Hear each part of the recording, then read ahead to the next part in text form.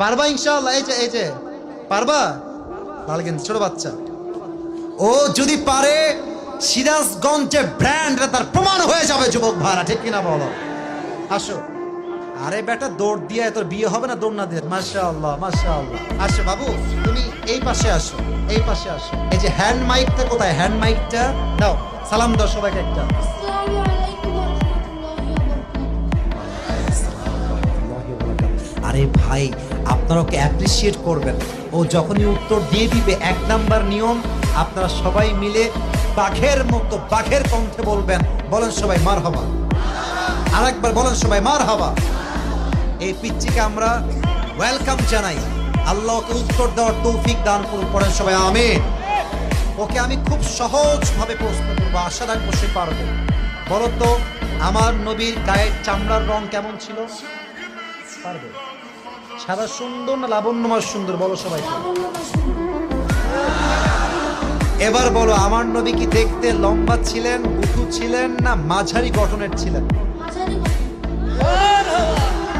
আল্লাহ বলেন সবাই মারহাবা। এবার বলো, আমার নবীর চেহারায় দাড়ি কি ছোট ছিল না চাপ দাড়ি ছিল? আপনারা বলেন ও পারবে। ওর গায়ের শক্তি বলছে সিরাজগঞ্জের যুবকরা, বাচ্চারা, এটা বাঘের বাচ্চা এরা। এবার তুমি একটু বুঝে শুনে উত্তর দাও, নবীর চুলের যে কাটিংটা ছিল, কাটিং এর নাম কি ছিল?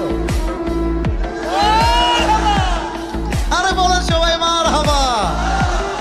এবার বলো তো, নবীর হাতের তালু কেমন ছিল? নবীর হাতের তালুটা এটা কি শক্ত ছিল না মুলায়ম ছিল?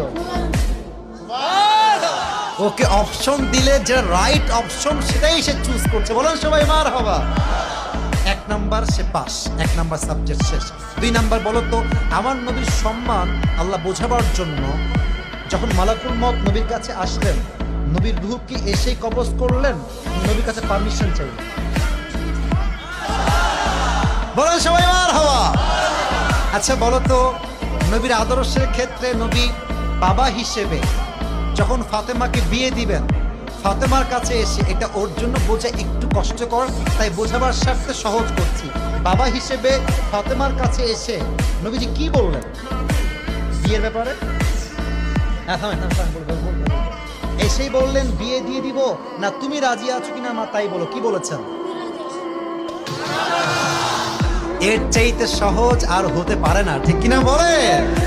আচ্ছা এবার তুমি বলো তো, নানা হিসেবে নবী কেমন ছিলেন? আমি বলার জন্য একটা হাদিস বলেছিলাম, যখন হাসান হোসাইন আসতেন নানার কাছে, হাসান আর হোসাইন সালাম দিতেন আগে